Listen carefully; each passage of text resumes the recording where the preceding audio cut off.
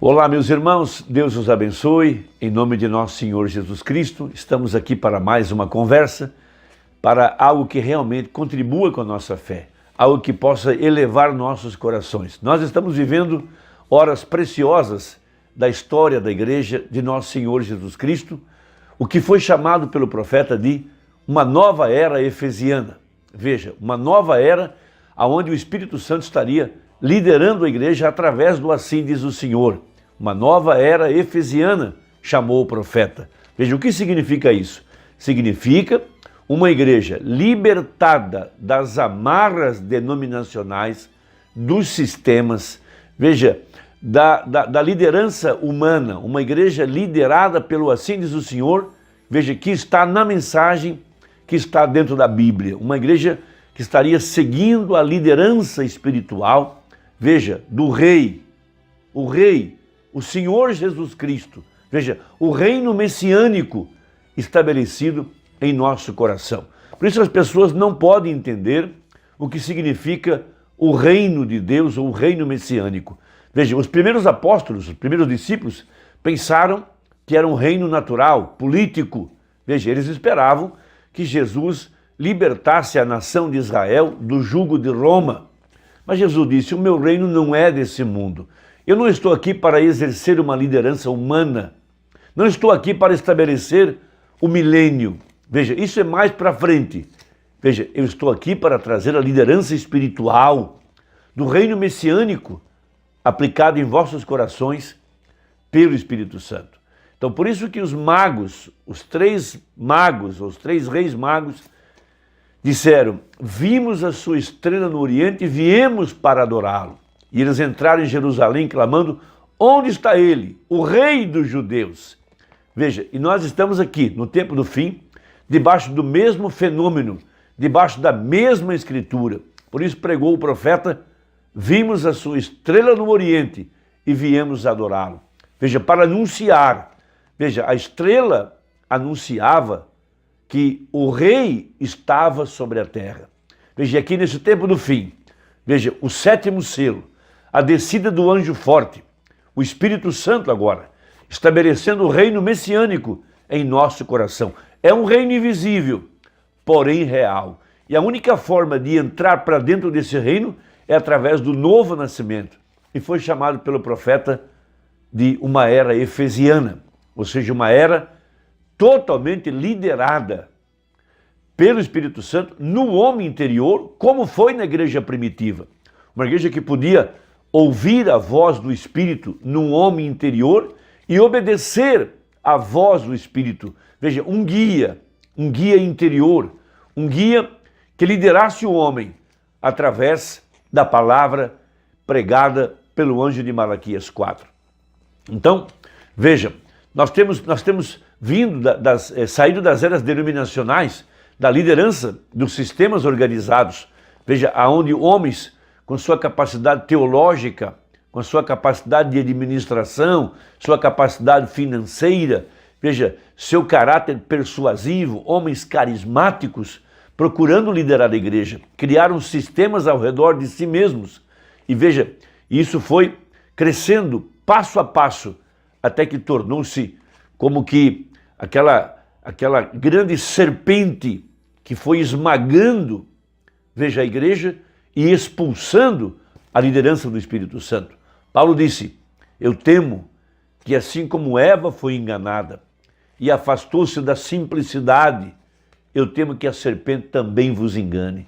Veja, Paulo sabia o que significava, veja, primeiro, a obra dos nicolaítas e depois a doutrina dos nicolaítas. Veja, homens, veja, inspirados por Satanás, imitando a verdade da palavra, entrariam para o nosso meio para tomar controle do rebanho.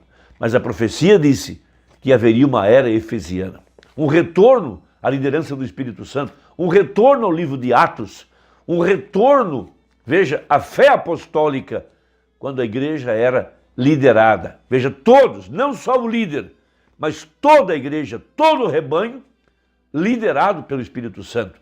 Veja, essa é a unidade de um Deus numa única igreja. Veja, quando você vê aí um homem estabelecendo seu próprio sistema, estabelecendo sua própria liderança. Afaste-se disso, porque a verdadeira igreja foi levantada para seguir-o, assim diz o Senhor. Por isso, na mensagem, um paradoxo, falando a respeito dessa era efesiana, parágrafo 108, diz assim um profeta: agora, amigos, eu creio que ele é o mesmo ontem, hoje e eternamente, e eu creio que ele é capaz de produzir nesta tarde, nesse edifício, um paradoxo.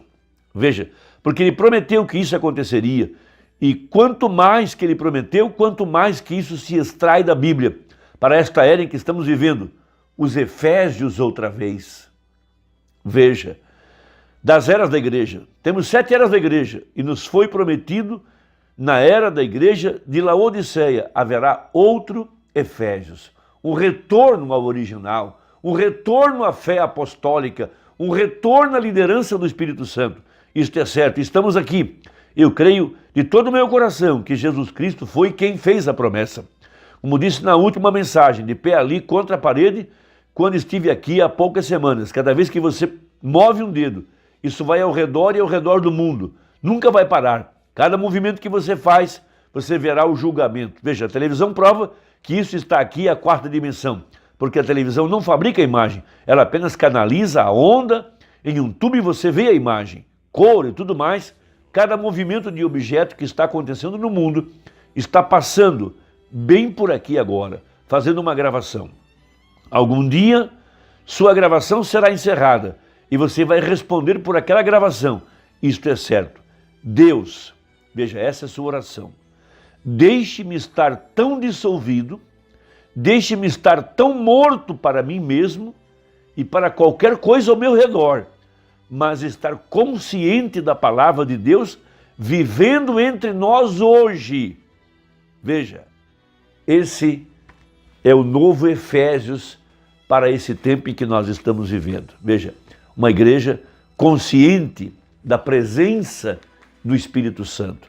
Assim como nós estamos conscientes que ao nosso redor estão passando imagens e sons, nossos ouvidos, nossos olhos não conseguem ver, mas a televisão prova que isso é real. Da mesma forma, precisamos estar conscientes da presença do Espírito Santo nesta hora entre nós. O 7º selo, o Senhor Jesus em forma de Espírito Santo, o nosso Davi, o nosso rei.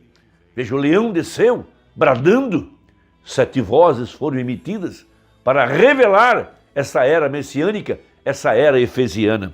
Então, na mensagem à era de Éfeso, para poder entender isso, sobre a liderança do Espírito Santo, da igreja sendo liderada pelo Espírito Santo, não apenas o líder, mas toda a igreja.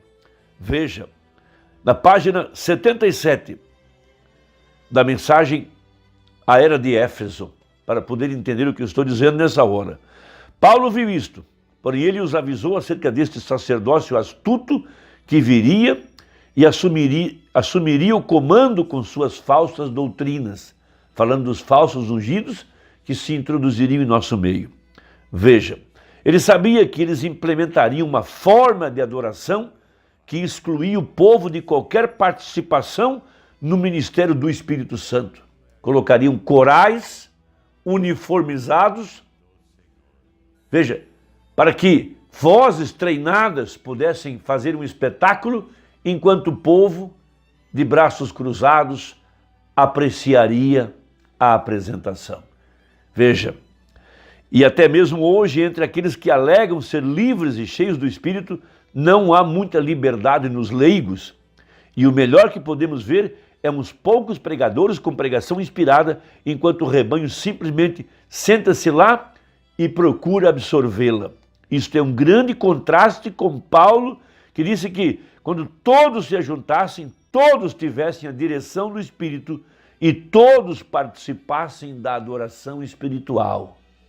Veja, e a igreja corporativa nunca aprendeu esta lição da Escritura nem da história. Cada vez que Deus concede uma visitação do Espírito Santo e o povo se liberta, após algum tempo eles se amarram diretamente de volta à própria coisa da qual saíram. Quando Lutero saiu do catolicismo, o povo permaneceu livre por um tempo, mas quando ele morreu, as pessoas simplesmente organizaram o que achavam que ele cria e estabeleceram seus próprios credos e ideias e repudiaram qualquer que dissesse contrário ao que diziam. Eles voltaram diretamente ao catolicismo com uma forma um pouco diferente. E mesmo hoje, muitos luteranos estão prontos para trilhar todo o caminho de volta. Apenas dando uma ideia do que significa perder a liderança do Espírito Santo e voltar ao controle de homens que querem, entre aspas, preservar a verdade. Mas eles querem se tornar os únicos intérpretes e as pessoas não têm acesso à revelação da palavra.